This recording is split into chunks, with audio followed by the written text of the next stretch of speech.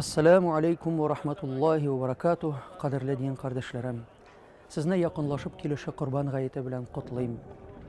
Коръәндә булай әйтелә: Астагъизу биллаһ, лияшһаду манафи'a лахум ва язкуру смаллаһи фи айямин ма'луматин аля ма разакахум мин бахиматил ан'ам факулу минха ва ат'имул баисал факир. Садакаллахул азим.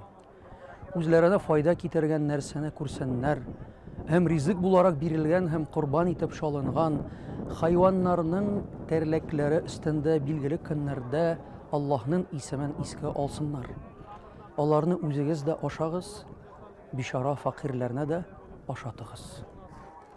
Бу аятта хаҗ һәм корбан гыйбадәте турында сөйләнә. Аллаһның әмерен үтеп, мусламаннар ел саен изге Мәккә җирләрендә хаҗ кыла, корбан шала, дусларын, күршеләрен, мохтаҗларны сыйлый. Шулай итеп, Раббыбызның хикмәте белән Корбан бәйрәме кешеләрне бер-берсенә якынайта, туган тумашаларны, күршеләрне, байларны һәм мескеннәрне. Татарстанда да Корбан гаете күркәм рәвештә узар иншааллаһ. Барлык мәчетләрендә дә гает вагазлары һәм намазлары укылыр. Махсус урыннарда корбан шалыныр. Бәйрәм шараларына рәхим итегез. Гыйбадәтләребезне һәм корбаннарыбызны Аллаһ кабул итсен һәм әҗр-саваплар белән бүләкләсен. Бәйрәм белән.